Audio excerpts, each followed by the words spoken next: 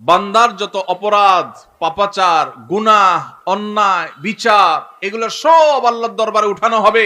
বান্দার সমস্ত বিচারগুলোকে তিন ভাগে ভাগ করা হবে। তিন ধরনের বিচার আল্লাহ রাব্বুল আলামিনের আদালতে কিয়ামতের দিন হবে। এর মধ্যে কিছু আছে বান্দার হক সংশ্লিষ্ট। কারোর আইল ঠেলেছেন, কারোর লাউটা চুরি করে নিয়ে আসছেন, কারোর জমিটা চান্সে সুযোগ পেয়ে মেরে নিছেন, নিজের নামে করে নিছেন। তারা কেউ দেশে থাকে না, থাকে বিদেশে, এই চান্সে দখল করে নিছেন। আছে না নাই? আছে নাকি তালতলা নাই? এরকম মানুষ আছে।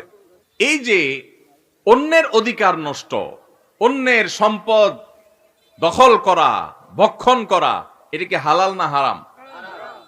কেমন হারাম?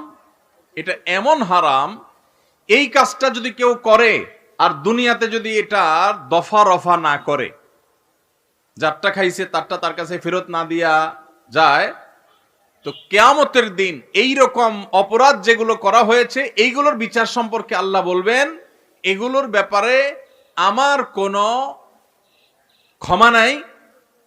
এগুলো যারটা সে মেরেছে দুনিয়াতে, এখন আখেরাতে তার সাথে বোঝাপড়া করতে হবে।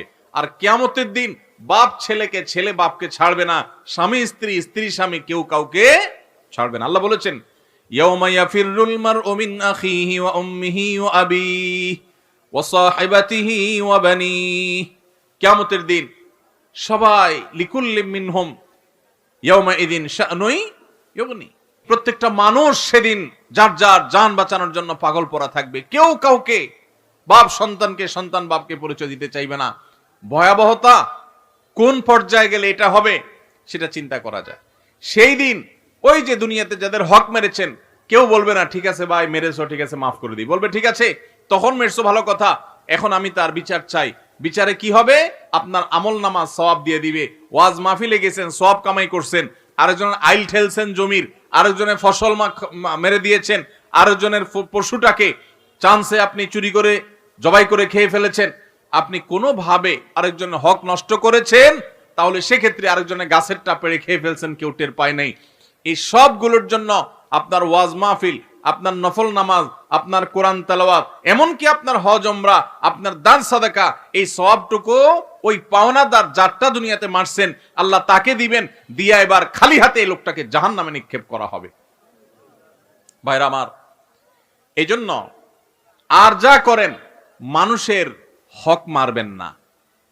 নামাজ বেশি পড়তে পারেন না, শুধু 5 ওয়াক্ত ফরজ পড়েন, সুন্নতে মুআক্কাদা ওয়াজিব পড়েন, আলহামদুলিল্লাহ যথেষ্ট। আখিরাতে মুক্তির জন্য নফল নামাজ না পড়লেও মুক্তি হতে পারে। কিন্তু যদি নামাজে পড়েন আইলো ঠেলেন, নামাজে পড়েন আরেকজনের জমির জিনিসপত্র দখল করেন, আরেকজনের গাছের নারিকেলটা, সুপারিটা, ডাবটা, আমটা, জামটা চান্সে নিয়ে নিছেন, কেউ টের পায়নি, নিয়ে আয়সা খায়া এরপর ওযু করে সুন্দর করে নামাজে চলে আসছেন। আল্লাহু আকবার। ওয়াজ মাহফিল আয়সা বসে আছেন সেই দুপুর থেকে, কোনো লাভ হবে? কোনো লাভ হবে? হবে না। মুসনাদ আহমদের এই হাদিস থেকে আমরা জানতে পারলাম, নবী সাল্লাল্লাহু আলাইহি সাল্লাম বলেছেন, কিয়ামতের দিন বান্দার হক নষ্ট করে যারা আসবে এদের কোনো ক্ষমা নাই, কোনো ক্ষমা হবে না। তাহলে 3 ধরনের বিচার হবে। একটা হলো বান্দার হক, এটার কোনো ক্ষমা নেই। আর আরেকটা হলো আল্লাহর হক। আল্লাহর হক কোনটা? নামাজটা পড়ছেন, একটু ভেজাল ছিল, রোজাটা রাখছেন, ভালো করে রাখতে পারেন নাই, কোরআন তেলাওয়াত করছেন, একটু ভুলভাল হয়ে গেছে, এগুলো আল্লাহ চাইলে মাফ করতে পারেন, আর না চাইলে শাস্তি হতে পারে। এটা আল্লাহ তাআলা নিজের হাতে রাখছেন। আর 3 নম্বর মামলা হলো তাওহীদে যদি ভেজাল থাকে, সেই মামলা। কেউ যদি শিরিক করে যায়, তাহলে এইটার ব্যাপারেও এই হাদিসে নবী সাল্লাল্লাহু আলাইহি ওয়াসাল্লাম বলেছেন যে কিয়ামতের ময়দানে আল্লাহ রাব্বুল আলামিন এই মামলা সম্পর্কে বলবেন, বিনা হিসাবে, বিনা শুনানিতে সরাসরি জাহান্নাম। যদি কেউ শিরিক করে, তাওহীদ এর উল্টাটা হলো শিরিক। তাওহীদের উল্টাটা কি ভাই? শিরিক। আল্লাহ তাআলা সব সহ্য করলেও আল্লাহর সঙ্গে শিরিক করাটাকে আল্লাহ সহ্য করেন।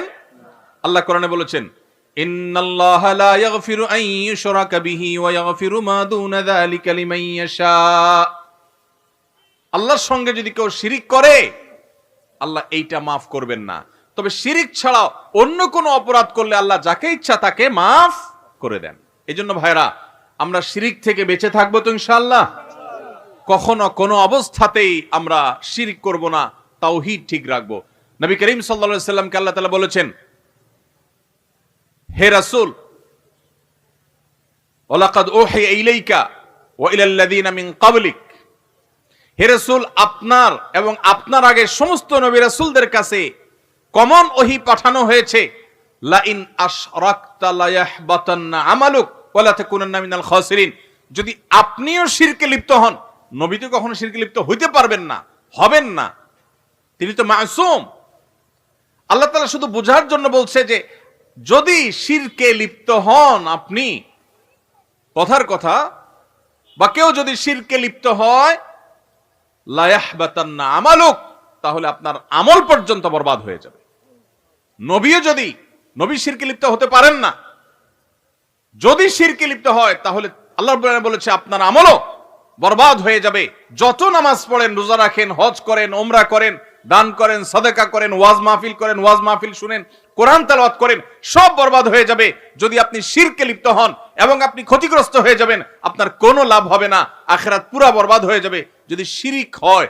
এজন্য তাওহীদ ঠিক রাখতে হবে, শিরিক থেকে বেঁচে থাকতে হবে।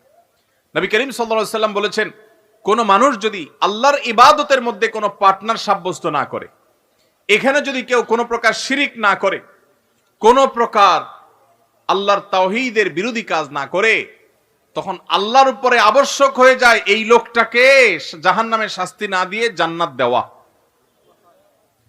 আল্লাহর হক হলো শিরিক ছাড়া আল্লাহর ইবাদত হবে, শিরিক ছাড়া আল্লাহর ইবাদত হবে। এটা কার হক?